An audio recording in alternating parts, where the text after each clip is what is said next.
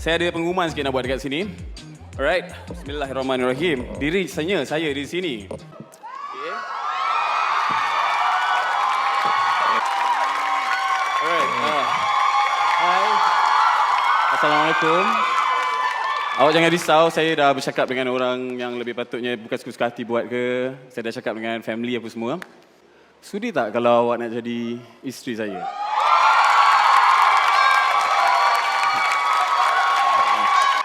Ukasha Sendros.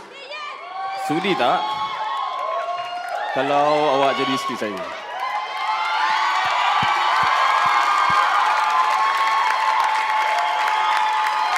Bunuh Yes. What?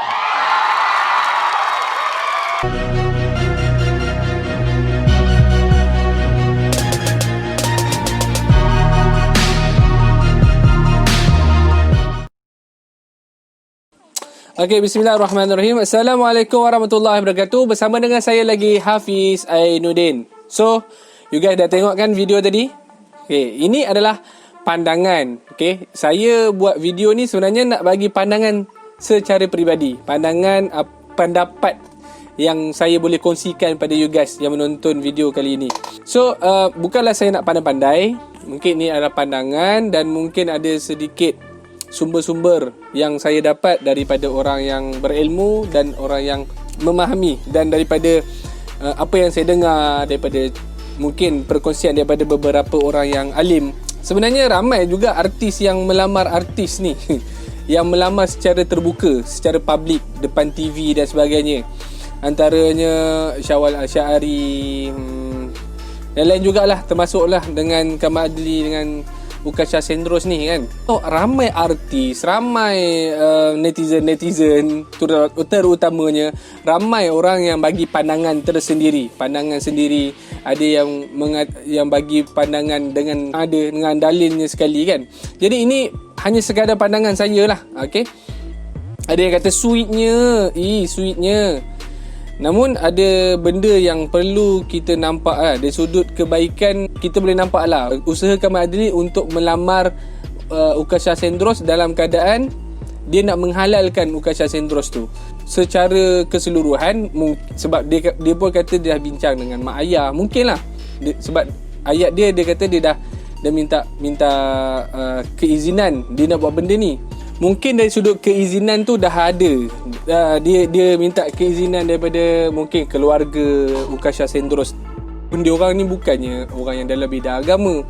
So dia orang buat tu dalam keadaan yang ilmu agamanya dalam keadaan yang mungkin rendah, ilmu agama yang rendah, tapi masih still lagi ada iman, masih lagi ada amalan-amalan solat dan sebagainya kan. Jadi kita tak boleh nak nafikan benda tu. Mungkin ada ilmu agama yang ada dalam fikiran mereka tapi bukan dalam hati. Mungkin kita tak tahu cerita dia. Takkanlah semena-mena dia nak buat benda tu kan. Mungkin juga dia tanya pandangan daripada ustaz-ustaz mungkin. Kita tak tahu cerita sebelum tu. Tapi yang pentingnya yang boleh saya kaitkan sebenarnya dia berkaitan dengan antara kelemahan yang kita boleh nampak dari situasi ini adalah yang pertama, dia melamar secara terbuka. Perempuan itu kalau dia tak tahu situasi itu, dia melamar secara spontan. So mungkin perempuan ni dia tak tahu menahu yang ada lamaran. Mungkin dirancang ataupun mungkin tak dirancang. Kalau tak dirancang, perempuan ni dia macam tersepit tau, kesian. Dia akan menjadi jawapan yang diberikan mungkin terpaksa terima kan. Kalau dia tak terima nanti memalukan lelaki tu. So dia terima, takut-takut dia terima tu, waktu dia terima tu dalam keadaan dia terima keadaan terpaksa untuk tidak memalukan lelaki tersebut. Itu yang kita takutkan, itu antara kelemahan yang kita nampak sebenarnya. So dia menerima lamaran kerana terpaksa. Kalau dia menolak lamaran, dia akan memalukan sang lelaki itu tadi. Tu kelemahan yang pertama. Kelemahan yang kedua sebab dia meniru gaya barat. Okey. Yang kedua dia meniru gaya barat yang menundukkan badan dan sebab barat je yang buat macam ni kan. Orang kafir je yang buat macam ni. Kita orang Melayu ni kita ada adat. Yang Yang kedua ni kita kena ada adat lah. Kita ada adat datang ke rumah, melamar dengan cara yang sopan, dengan cara yang lebih bersopan santun. Kita ada adat, ada bawa, ada kita punya peraturan. Nak meminang ni ada peraturan dia. Datang meminang, merisik, bertunang, lepas tu angkat nikah dan berkahwin. Begitulah. Itu antara kelemahan yang kedua. Kelemahan yang ketiga, dia menundukkan badan dia terhadap seorang wanita. Hukum menunduk depan orang haram. Dan sujud. Hukum menunduk ni rukuk lah. Rukuk ni kita dengan Allah je. Sujud sama juga. Sujud kita dengan Allah je. Tapi kita tundukkan badan kita ni hanya satu perempuan je yang kita kena buat, iaitu ibu kita lah. Ibu kita, kita tundukkan badan kita, tanda kita hormat pada ibu kita. Tapi kalau kita tundukkan badan kita pada perempuan yang bukan muhrim, pada perempuan yang belum tentu jadi isteri, kan? Kalau lelaki tundukkan badan depan isteri, maksudnya dia menghormati isteri tu. Dia sedang menyayangi isteri tu. Kan, tundukkan badan. Bukan dia menunduk, bukan dia merukuk, tapi dia merendahkan badan dia depan isteri dia. Tak apa lah, sebab dia isteri. Sekarang ni apa hubungan pun tak ada. Apa ikatan pun tak ada. Kata tunang pun tak boleh sebenarnya. Tapi yalah, tunang pun tak.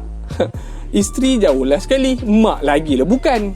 So kelemahan dia kita nampak lah.